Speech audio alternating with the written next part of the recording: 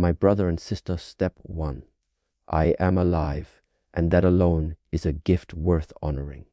Too often, we begin our mornings buried beneath obligations, deadlines, and digital noise, racing from one demand to the next without taking even a moment to recognize the miracle of our own existence. But today, before I step into the roles the world expects of me, the professional, the partner, the achiever, the provider, I pause to remember something much simpler, yet far more profound. I am here.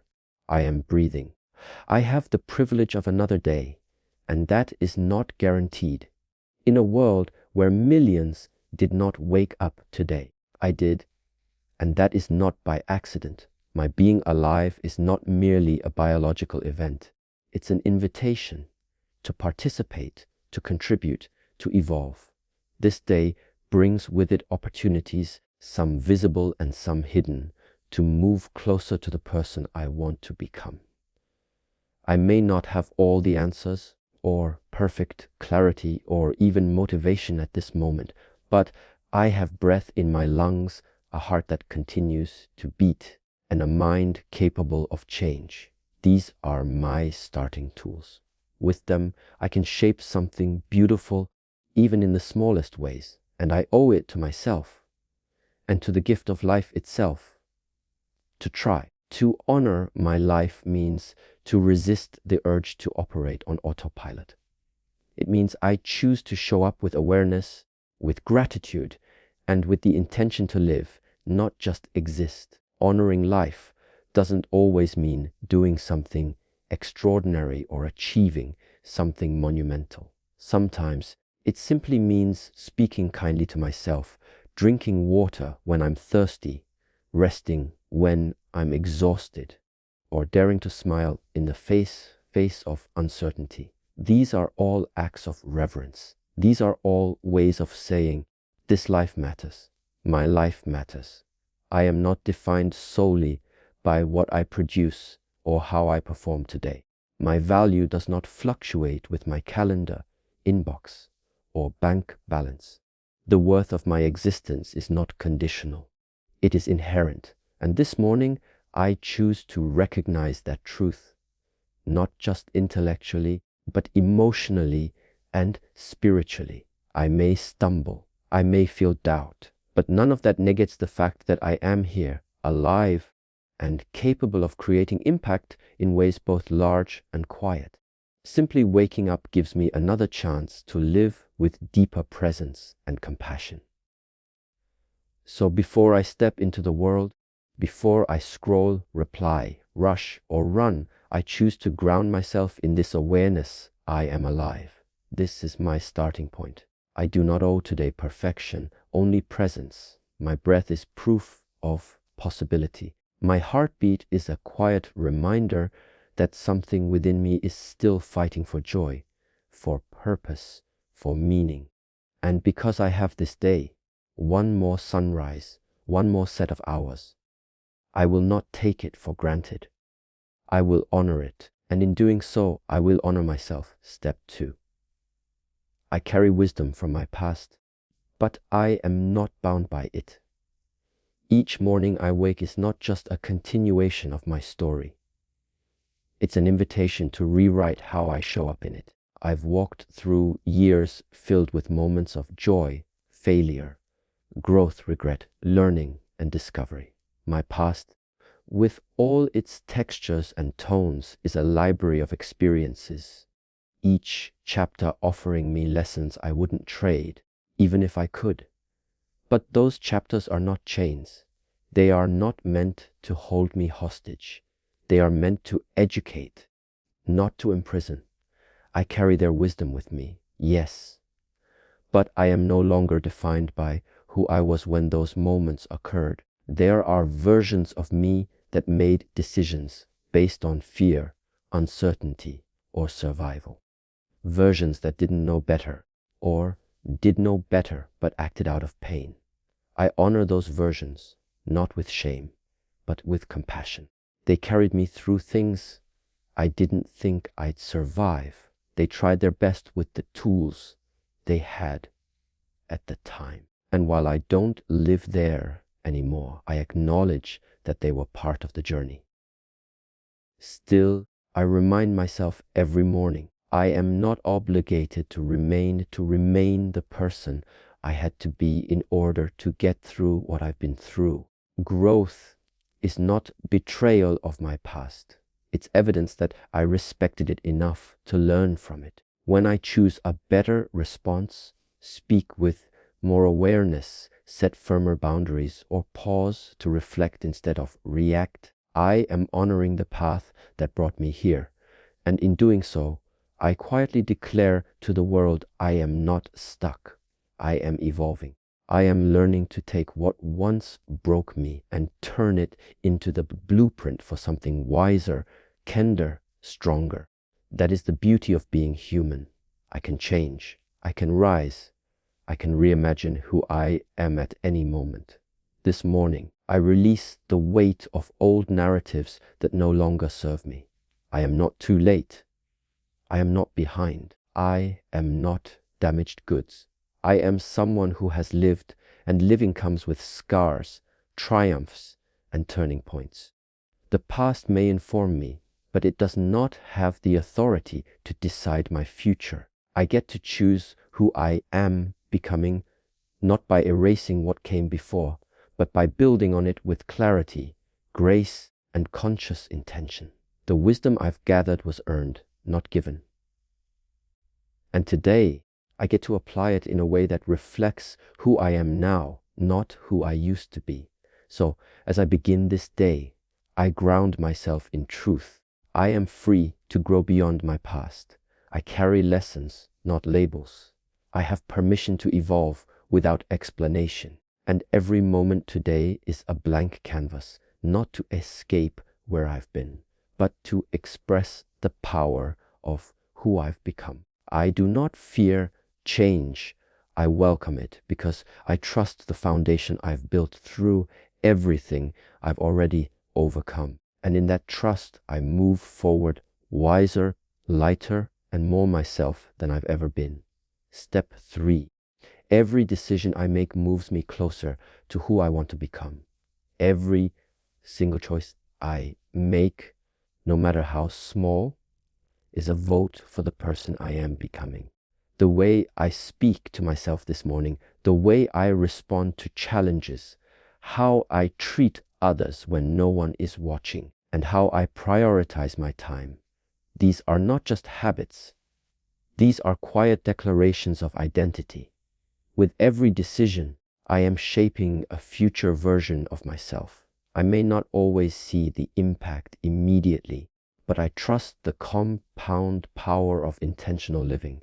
I know that long-term transformation is built in the small, often unseen, moments of discipline and alignment.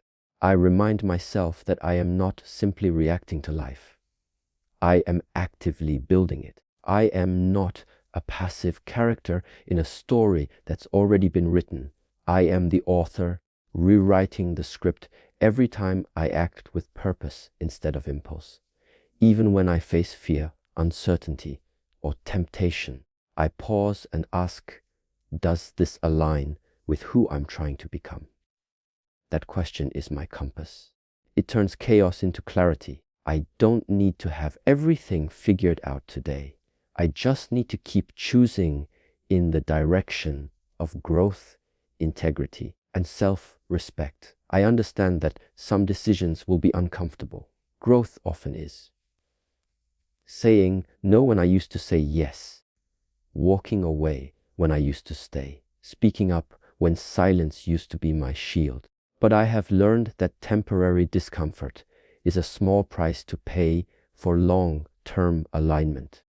Every time I act in accordance with my values, even when it's inconvenient, I build self-trust. I prove to myself that I can be the kind of person who lives with intention, not just emotion.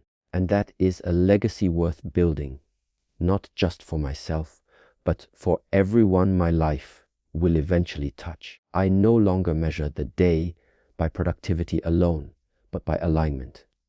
Did I stay true to what matters most to me? Did I honor my vision, even if only in small ways? Progress is not always visible or glamorous. Sometimes it looks like resting when I need to. Sometimes it looks like not reacting when I'm triggered. Sometimes it's choosing the harder, wiser path. These moments may pass unnoticed by the outside world, but I feel their weight internally. I know when I am moving closer to who I truly want to be, and I refuse to let noise or pressure distract me from that path. So today, I move with quiet conviction. I understand that the future I dream of is not waiting for some magical day. It is shaped by the decisions I make now, and I am fully capable of making decisions that reflect wisdom, clarity, and self-respect.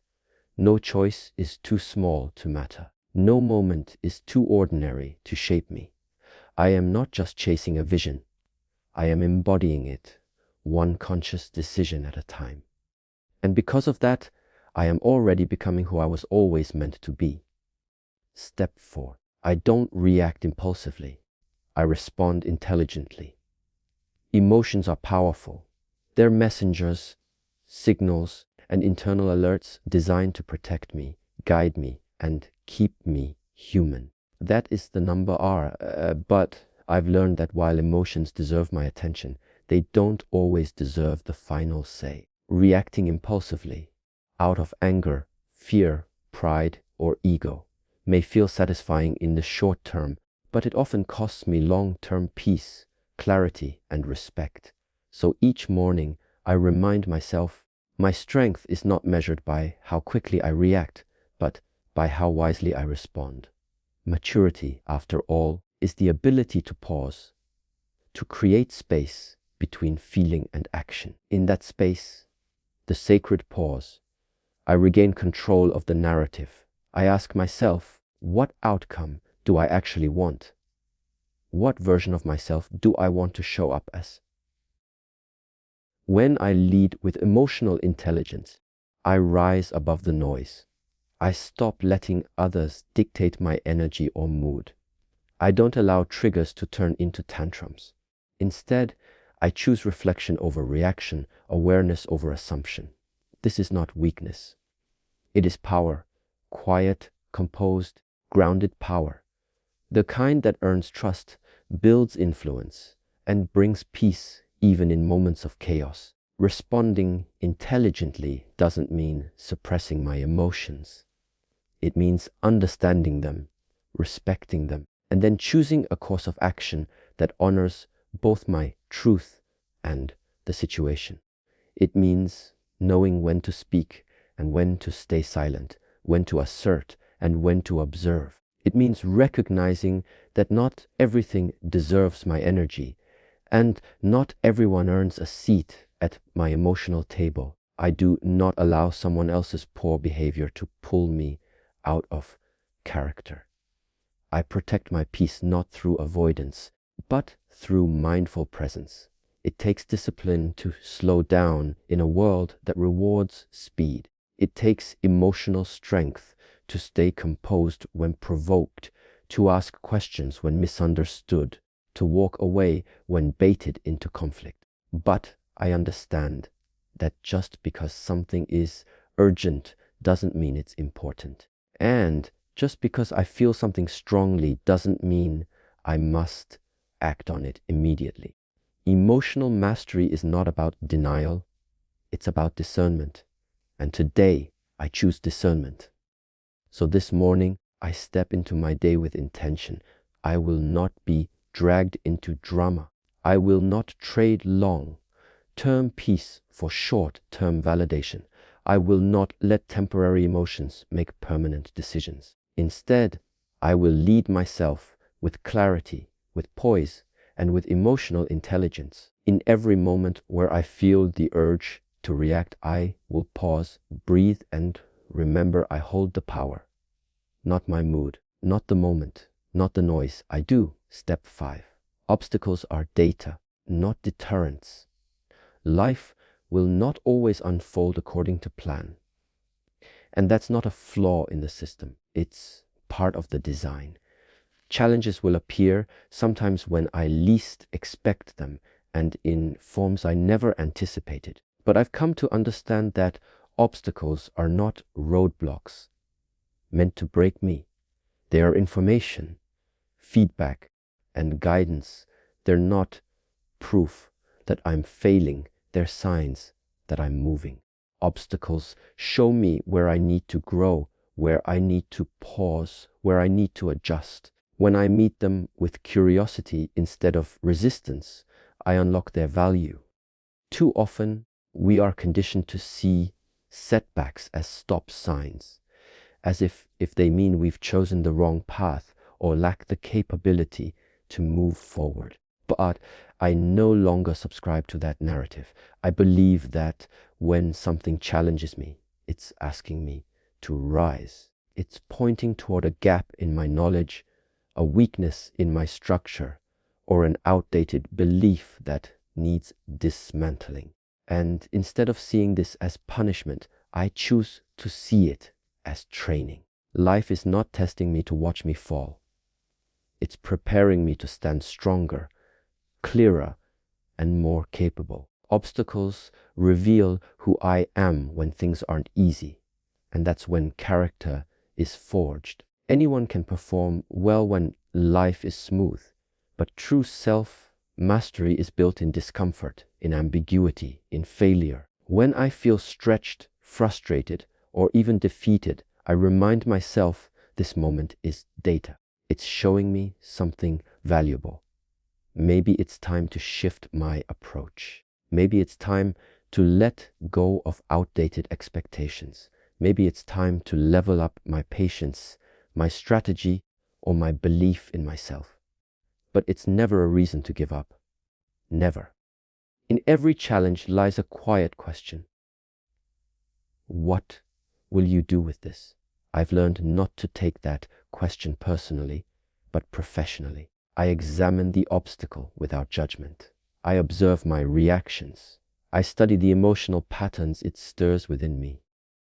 Then I choose to respond, not from fear, but from a place of responsibility. I am responsible for how I grow. I am responsible for the story I attach to difficulty. And I choose a story where every obstacle is not a door closing, but a mirror reflecting what I must confront in order to move forward. So today, when I encounter resistance in a person, a situation, or within myself, I won't see it as a dead end. I will see it as direction. I will mine every challenge for insight. I will ask better questions, not spiral into self-doubt. I will remember that this path I'm walking is not meant to be easy. It's meant to be meaningful.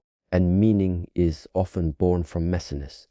I trust that every obstacle I face is not here to stop me, but to sharpen me. And I will rise wiser and more capable. Because of it, step 6.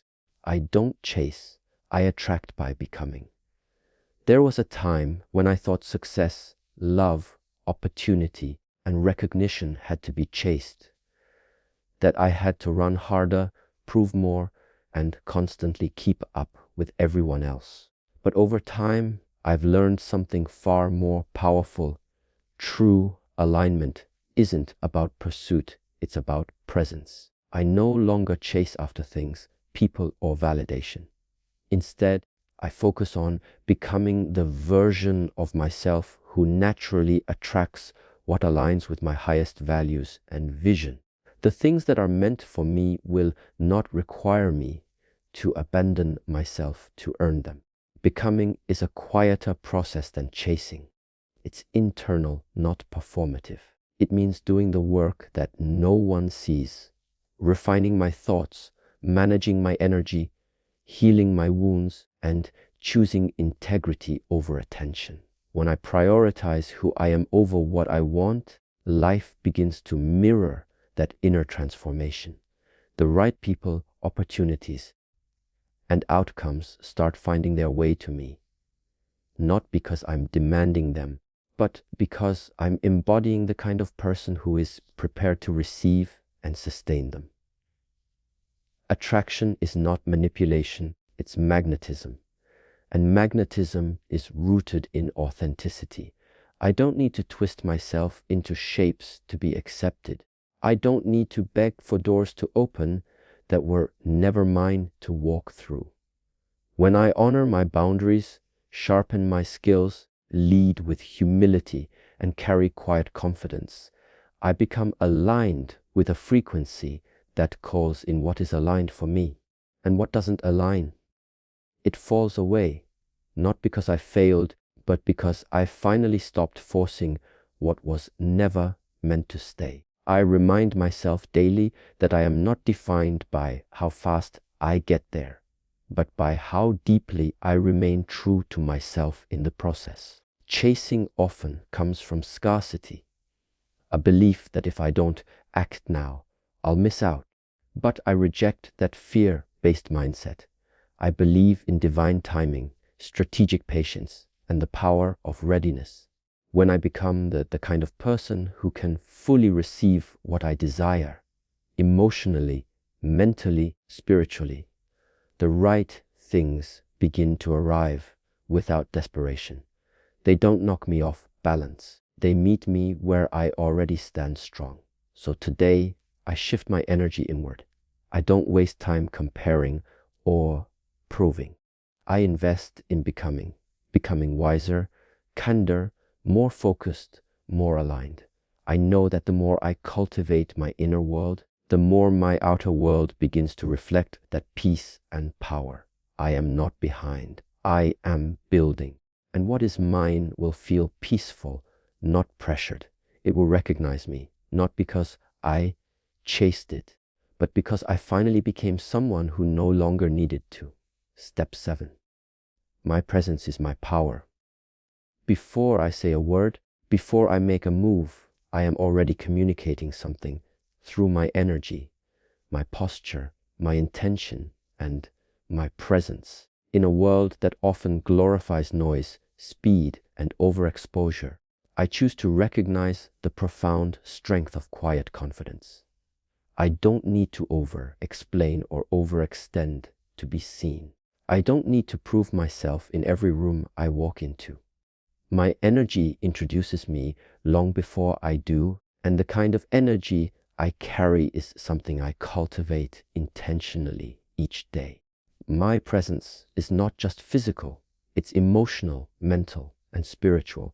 When I show up centered, grounded, and at peace with who I am, I create space for others to feel safe, inspired, and at ease. I become a calming force, not a chaotic one. I don't have to dominate a room to influence it. Influence is not about volume. It's about alignment. It's about bringing a kind of presence that cannot be ignored, not because it demands attention, but because it radiates authenticity and grounded strength. Presence is also about self-awareness. I check in with myself throughout the day, not just to manage how I appear to others, but to remain in integrity with myself. Am I present or distracted? Am I reactive or responsive? Am I listening to speak or listening to understand? These moments of self-check are not signs of weakness, but habits of emotional mastery. The more aware I become of my own energy, the less I am thrown off by the energy of others. I no longer absorb chaos, I observe it. And from that place, I choose how I engage. I recognize that real power is not about control. It's about self-regulation. It's about knowing I don't have to engage in every argument, defend every choice, or explain every boundary. When I am truly present with myself, I no longer seek approval from places that don't understand my value. My presence becomes selective, intentional, and aligned. I conserve my energy for spaces where I'm respected, for conversations that matter, and for moments that feed my growth. So today, I choose to enter every space, whether in person, or virtual, with intention. I don't shrink to make others comfortable, nor do I inflate to feel important. I simply show up as I am, aware, grounded, and worthy. My energy speaks volumes, not because it's loud, but because it's real. And the more I stand in the fullness of who I am, the more I attract the kind of spaces, people, and opportunities that are ready for me. My presence is not just something I bring into the world. It is something I honor within myself first. Step 8. Challenges refine me, not define me. Every person walking this earth carries invisible battles, moments of failure, heartbreak, loss, doubt, and fear. I am no exception. Life in its rawest form is not about the absence of hardship, but about how I choose to meet it. Every challenge I face is not here to diminish me or reduce my worth. It is here to refine me. Like fire refines gold, pressure shapes diamonds, and storms deepen roots, the challenges I encounter are molding me into someone more capable, more compassionate, and more conscious. They are not setbacks, they are shaping tools. I have been through things that once made me question my strength, my value, even my purpose. And yet, here I stand, not broken, but built. Scarred, maybe, but also strengthened. Those moments didn't define who I am. What defined me was how I got back up, how I kept showing up, how I chose healing instead of hate, growth instead of bitterness, learning instead of victimhood. And when I look back, I realize it was in those most moments of pain and resistance that I found the parts of myself I didn't know existed. My endurance, my courage, my wisdom. Challenges have a way of clearing out what no longer serves me. They reveal what's real, the relationships that are genuine, the beliefs that are outdated, the habits that are holding me back. And yes, they hurt. Growth always requires a shedding of something familiar, something safe. But every time I go through a difficult season and come out on the other side, I am reminded that strength is not something you find. It's something you create moment by moment, choice by choice, under pressure. And once you've created it, no one can take it from you. I don't glorify pain, but I no longer fear it. I've learned to stop asking, why is this happening to me? And start asking, what is this trying to teach me? That shift has changed everything. I no longer see challenges as the enemy. I see them as a necessary, though unwelcome, companion in my evolution. They remind me that I am not fragile. I am adaptable. I am not stuck.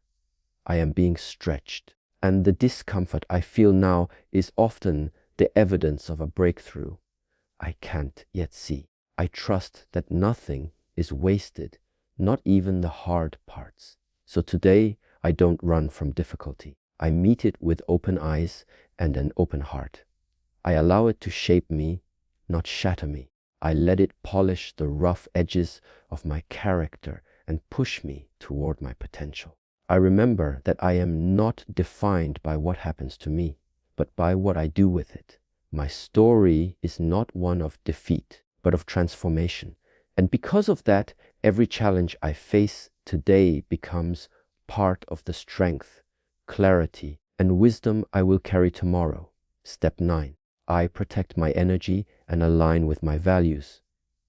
In a world that constantly pulls at my attention, energy, and emotions, I understand that protecting my inner space is not selfish. It's necessary. My energy is finite, sacred, and directly tied to my clarity, creativity, emotional health, and ability to make decisions. If I do not protect it, the world will spend it for me through distractions, obligations, unnecessary drama, and misaligned priorities. So every morning I recommit to one of the most powerful acts of self-respect, guarding my energy and aligning my life with what I deeply believe in. Protecting my energy begins with knowing myself, truly understanding what drains me, what fuels me, and what matters most. It requires me to be honest about what I'm allowing into my space. Not just people or tasks, but thoughts, habits, media, and conversations. I ask myself, does this support the life I want to build? If the answer is no, I give myself full permission to disengage. With grace, but with firmness. I no longer entertain anything that forces me to abandon my peace, values, or emotional well-being for the sake of keeping others comfortable. Boundaries are not walls. They are filters. They allow love, opportunity, and alignment to flow in while keeping toxicity, chaos, and guilt from draining me. I no longer over-explain or apologize for needing rest, space, or silence. I've realized that every yes I give out of guilt or fear is a no to myself. And I refuse to live in a way that constantly betrays my inner compass for the sake of appearances. Saying no is not rejection, it is redirection. It is how I make space for what's truly meant for me. Living in alignment with my values means that I no longer allow convenience or pressure to dictate my choices.